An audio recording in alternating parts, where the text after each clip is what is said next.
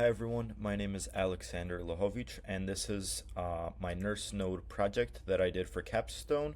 So a little bit about NurseNode is that it's a healthcare coordination mobile app that is designed to improve communication and workflow between nurses, patients, and caregivers. So basically the goal of my app is to create one connected platform where these roles can interact with each other, manage care information, exchange some messages, and keep patient related data updated in a real time fashion. So I'll just be going over a little bit of how my app works and basically how I designed it. So before I actually go through the system design, which I'll show after the app, I want to just demonstrate how the app works first and some features about it. So let me show you this application. So here I have my sign in screen. As you can see, there's a remember me. So if you want to sign in, and stay signed in, you could click remember me and you'll be remembered in the system because of the way I coded this. Let's just make that a little bigger. And you could also click forgot password if you forgot your password, and you'll get a password sent to the email that you logged in with. And I have an about me screen, so let me show you guys that first. So in my about me screen, it just basically tells the user a little bit about what NurseNode is, how it's useful for hospice nurses and nurses that work in traveling or at home. And yeah, so let's get into it. So I'll show you guys how this works. So I could click don't have an account, sign up. So if you want to sign up, you would have to put your first name. So let's just do my name, Alexander Lahovich. You could put your email. So for the email, I'll just show you guys a little bit how it works with basically making sure that your email is valid. So let's just say I put in a word and I click sign up. It won't let you. Oh, we'll say please fill all fields. So let's just get a password in here real quick. And yep, so it says please enter a valid email address. So it detects this isn't an email because it doesn't have the @gmail.com. So that won't work either. So you have to actually enter a valid Gmail. For this video, I actually already used that email for some test cases. So right now I'll use nurseexample@gmail.com, and I typed in that password. So let's just make sure you guys don't see the password, but I'm making sure that it has a capital letter, a special character, and is at least 8, is a string of 8. So let's click sign up and it should work here. Yep. So now you're in the nurse dashboard. So as you can see, there's nothing really here yet because you don't have a assigned patient or any patients selected. So how this actually works is that I designed it so that you can assign a patient by their email. So let's say you tell a patient to sign up. They create their account, whatever, and they have that email. So you just ask them for their email. So you could click an email here. Let me just give an example.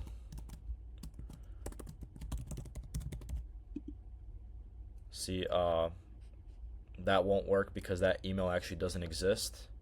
So just making sure that everything works. So as you guys see, it won't let you just put any random email in here. You'll actually have to make sure that the email is used within the app. And then if you go to messages here, you could also have something for chats and open a chat to view messages. So again, I used emails to create chats. So if you want to chat with someone, you have to make sure they're also in the email. So this is a pretty nice feature to have. So let's just log out of here so we could create the 2 other roles that exist, which are the caregivers and the patients. So let's create a patients first. So I'll do patientexample@gmail.com. Oops, that's supposed to be.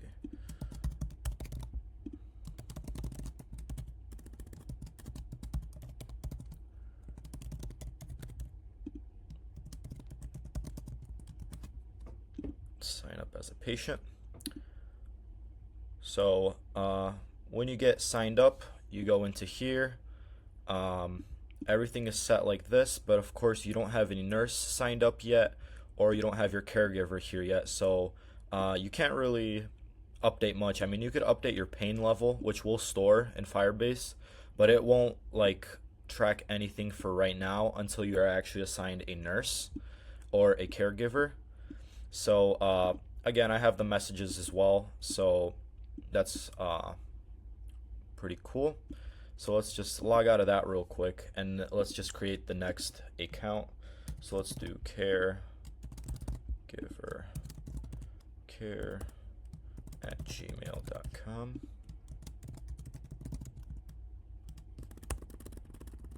Just make sure that password is right.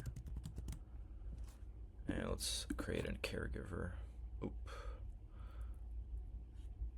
Yeah, so I used that email already when I was testing stuff out. So let's just do caregiver, careexample, gmail.com. There we go. So yeah, so like I said, you don't have any assigned patients yet, of course. A nurse must assign you a patient first. And once that happens, you'll see everything here. And then also you have the messaging system here as well.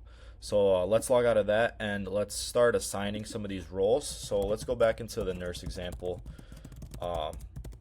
user. Let's click remember me so it just remembers us here. So here we go. So here we could actually create a patient or assign a patient. So let's try to assign ourselves patientexample@gmail.com. So let's click assign patient to me.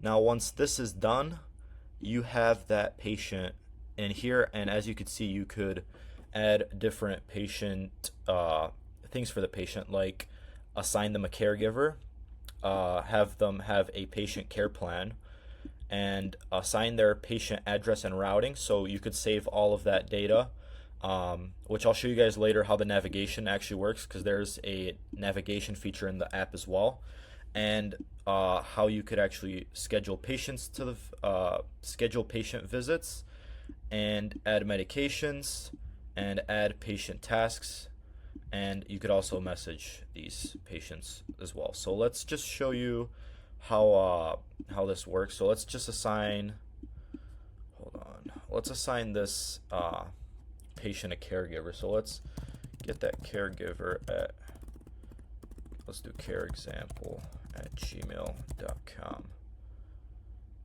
So now they have a caregiver. So you could assign multiple caregivers to just in case someone has different caregivers.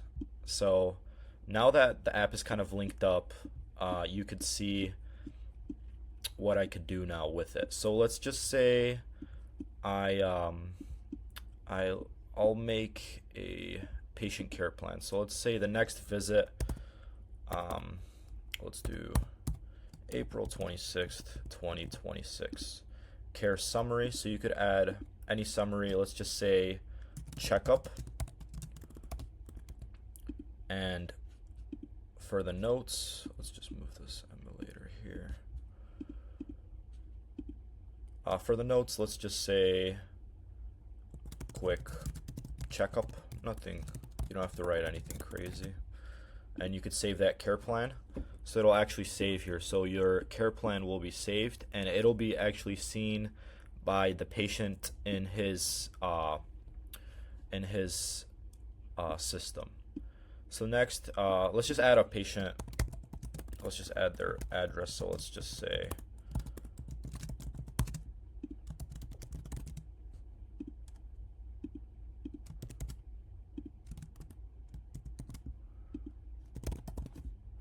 save that address. So that address is saved for the patient now. So if you want to navigate to it, you could click here. I'm not going to be doing that right now. I'll show you guys that feature later. and then you could schedule a patient visit. Let's just do medication review visit, visit details, review meds, the date. Let's just use the same example as I did previously. Let's just do the 27th, and at 10:30 a.m. patient's home, and let's do a status as scheduled.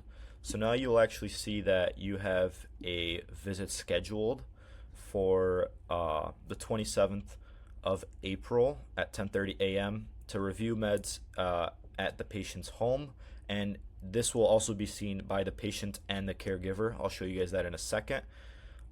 You could also add medications here. So if I want to, I could add medications for the patient and how much dosage they're supposed to take, at what times they're supposed to take it, and some instructions. And you could add that, and that could also be seen by him. You could add patient tasks, and there's some checklists and caregiver observation things here, which will be seen if a caregiver says something. So let's log out of here real quick, and let's actually go to the patient example, and let's see if this worked. So let's log in, and perfect. So you see that you have a care team. So you have careexample@gmail.com. That's what I picked for the first name, caregiver, whatever. That's okay for right now. And then I have Alexander Lahovich as my nurse, nurseexample@gmail.com. So here you could actually update your pain level. So let's just say my pain is at a 6 right now. You could update that. That'll be shown right here. So you have a 6 out of 10 pain rating. You have a visit the 26th of 2026.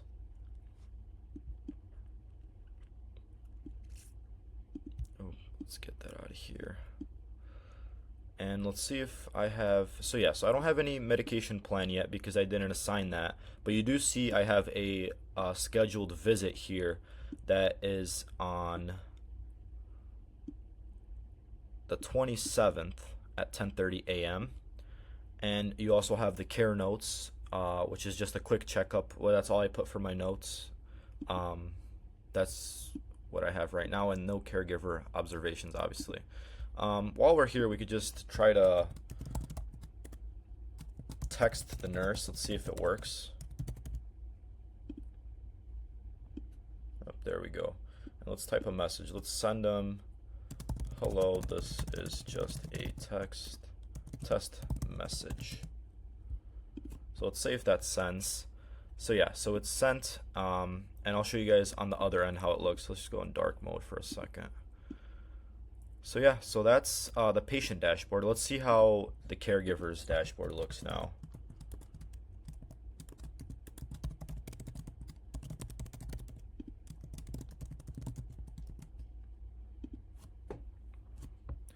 So you see that it's it could see also the next nurse visit, the pain level of the patient, the assigned patients that they have. So they have patient example, which I named the patient full name that.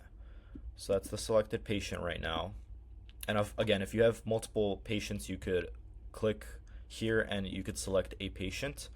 So it also shows you the care summary, the care notes, anything else you need to see, and also the scheduled visit right here, and also the messaging. So let's log out of here for now. Let's just show you how, if the message was sent.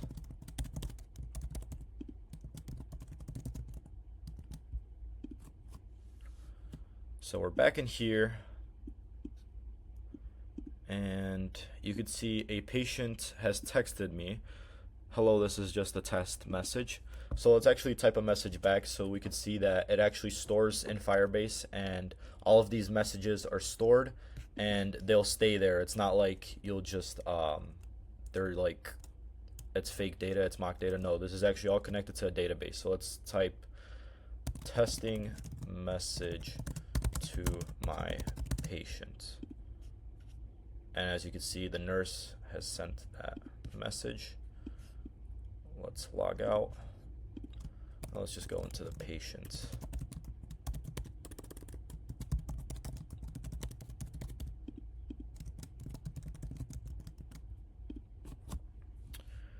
And as you can see here,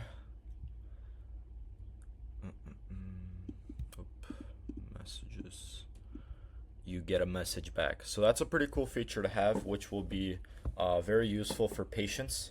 And actually, in this case, this is pretty cool because so my app, in the future, I'll have this as you could use your microphone for voice to text, but I don't have it right now. I just have a tip right here. If for whatever reason a patient can't text message something, they could use voice through Android to actually text their nurse. So that's a pretty cool feature I have as well. Before I end this demo, let's just log out really quick and log into the nurse account so I could just show you how the routing actually works real quick. So let's say you have the patient's address here. You could actually navigate to the patient. With this button, it'll actually take you to this map, the map app in Android, and it'll find the best route for you. So my current location is just on my emulator, so it's set to whatever the emulator is preset to, but it shows you actually what's the quickest route to get to the patient, which is actually a pretty cool feature to have. So you have everything in one app, so you could route to your patient through the actual app I'm using, which is pretty cool. And I think that's super useful to hospice nurses and nurses that have to go to like their patients' homes. So that's another pretty cool feature I have in this app. So let's log out. Let's just show the forgot password really quick. So if you forgot a password, let's just go with I'll just go with the care example at gmail.com. This email doesn't actually exist, so I can't really reset it. So let's actually do nurse test at gmail.com here, and it'll reset it. So password reset email will be sent to you, and you'll get a reset sent to your email, and then you go back to the login and log in normally again. So that's also very important to have, just in case somebody, a nurse, a patient, a caregiver forgets their password. They could no problem reset their password through their email and look back at it. So let's just show you how this actually stores. So all my conversations are stored here. So this is just like a little bit of my testing I did earlier. So all these are stored within collections, and all the patients and the users are also stored. So my patients are stored here, and their IDs of the caregivers are stored. Everything is stored, like the assigned nurse ID, care notes, care summaries, the city, the next visit, the pain level, patient's name, patient UID, the state, street, and the updated at time, and the zip. So all of this is stored, and then I also have all the users stored here through their email, their first name, last name, their actual name, like their full name, and their role. So in this case, it's the caregiver, careexample at gmail.com. And I have an email lower here. So why I actually did this was for the messaging system, so that I could have something else to be able to have an ID and message their emails from here. So yeah, so now let's go into my design. So let's go into my slideshow here. So what I've done so far was the sprint 1 and the sprint 2, some software testing and debugging that I'll go over, my future work, I have a question slide for when I actually present this in my project, and I have the references I used. And so yeah, so let's get into it. So for my sprint 1, this is my login use case. So basically, Yeah, so basically, this login use case diagram models the main auth interactions, including the sign in, the sign up, the reset password, and the informational access. I then have my sign up sequence here, which is this sequence diagram shows how the registration process flows between the user, the interface, app logic, and the backend. And I also have my sign in sequence, which is basically flows the same way of how the auth path works for existing users. And then I have my HTA analysis, the hierarchical task analysis, which breaks down the major tasks involved in the auth workflow. And I have my level 1 finite state chart right here, which just basically shows how the main login states, the account creation states, and reset password states flows, and the about us, because that's also on my main login screen. So then I have basically how my create account works.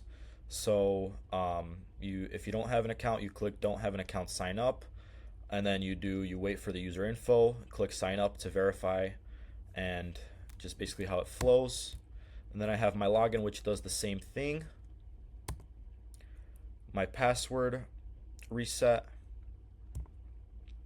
and then I go on to my sprint 2. So the key of this is for every sprint to actually deliver something. So for my first sprint, I did the login screens and connected it to Firebase. And for my sprint 2, I actually did the dashboards and connected the dashboard information to Firebase to make sure all of that works and all the flow is correct. So here's my home screen use case. So I have the home screen use case for the nurse, the patient, and the caregiver. So these three use case diagrams show the role-based features available from the nurse home screen, patient home screen, and the caregiver screen. So basically how it works, so every home screen has you could assign a patient, you could see the care plan, the manage visits, manage caregiver, send messages for the nurse, and then you get the patient information, care plan information, visit information, caregiver information, and the messages information, and it all connects to the database.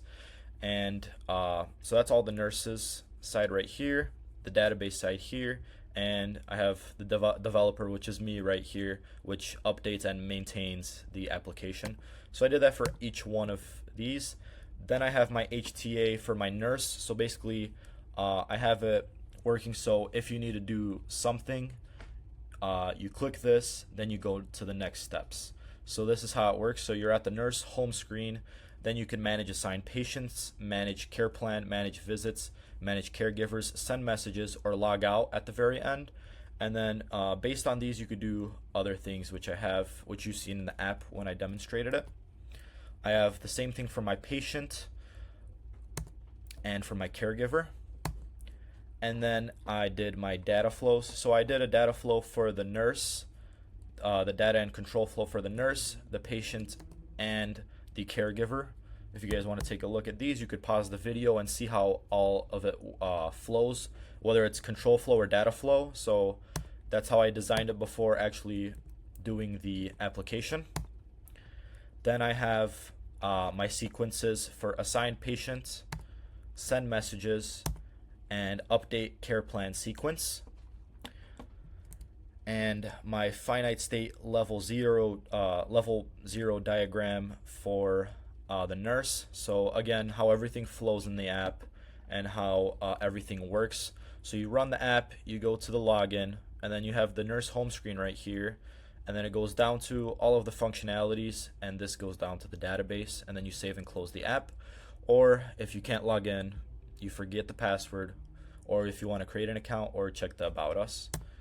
And then all of these are basically the finite state level 1. So I have an assigned patients for the nurse, which is how everything flows.